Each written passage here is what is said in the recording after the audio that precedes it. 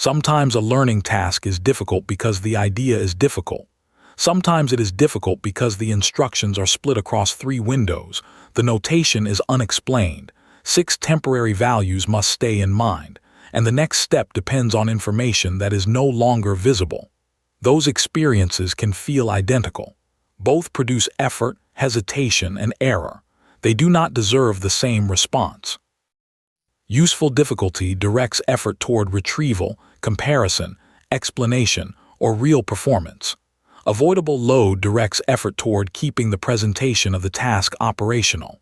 When the second consumes too much capacity, adding more challenge can reduce the thinking the lesson was meant to develop. Imagine learning a complex approval workflow. The workflow itself contains meaningful conditions, transaction size, risk category, responsible role, and deadline. Those relationships belong to the task. Now place the definitions on one page, the role table on another, and the worked example in a third window using different names. You must coordinate the presentation while also trying to understand the rule. The idea may be complex, but the container has added a second problem. Sweller's foundational 1988 paper examined cognitive load during problem-solving and schema acquisition. The central argument was bounded. Conventional means-ends problem-solving can consume cognitive capacity in ways that interfere with learning the structures needed for later performance. A learner may eventually reach the answer while devoting too little attention to the pattern that would make the next problem easier to recognize. Worked examples are one response. A complete example lets the learner inspect the relationship among the problem, the chosen operations, and the result before searching through every possible move. Later professional training research also provides a bridge.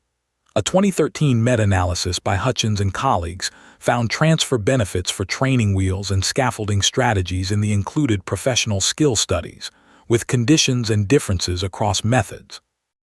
The evidence does not give every person one fixed capacity number. It does not prove that every hard moment is a design failure. It supports a practical question: where is the current effort going? The free 7-day recall experiment is linked below. Before testing memory, make sure the first model is clear enough to retrieve. Use strip support fade. First, strip. Name the one relationship, decision, or procedure the current example is meant to teach. Remove or postpone presentation demands that do not belong to that target. Put definitions beside the example. Clarify the question. Reduce an overloaded first case to one representative relationship. Second, support. Study one complete example with the relevant principle, condition, and reasoning visible. Explain one link rather than searching through the entire problem space. Support is not the opposite of learning. It can make the target visible long enough for you to build an initial model. Third, fade. On the next case, remove one support that later performance will not provide. Hide the next step, remove the category label, or ask for the condition before checking. Keep any reference or safeguard that responsible real work is supposed to retain. Consider a new manager learning to review an incident report. The original guidance is spread across a policy, a template, and an old example. The first target is narrowed to one decision: what makes an incident reportable? One complete case is placed beside the exact threshold and rationale. The manager explains why the case crosses the threshold. In the next case, the threshold is hidden until after the decision. The reporting template remains available because real work will use it. That last distinction matters. Support that exists only for instruction can fade. Safety checklists, current regulations, verification steps, and other safeguards may belong permanently in competent performance. Fading support should never mean discarding the tools responsible work requires. Diagnose the source of difficulty before simplifying. Missing prerequisite knowledge requires earlier instruction. Split information can be brought together. A crowded example can be reduced. Premature problem solving can begin with a worked case. Environmental interruptions can be removed.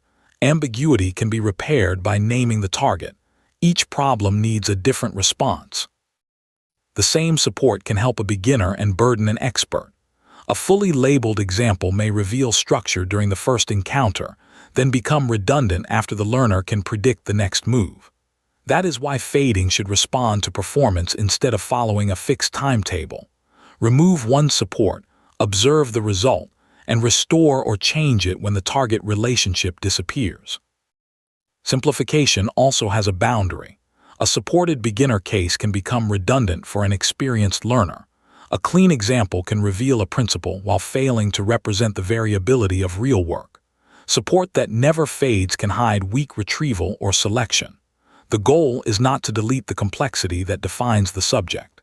It is to stop unrelated demands from competing with that complexity before a usable structure exists.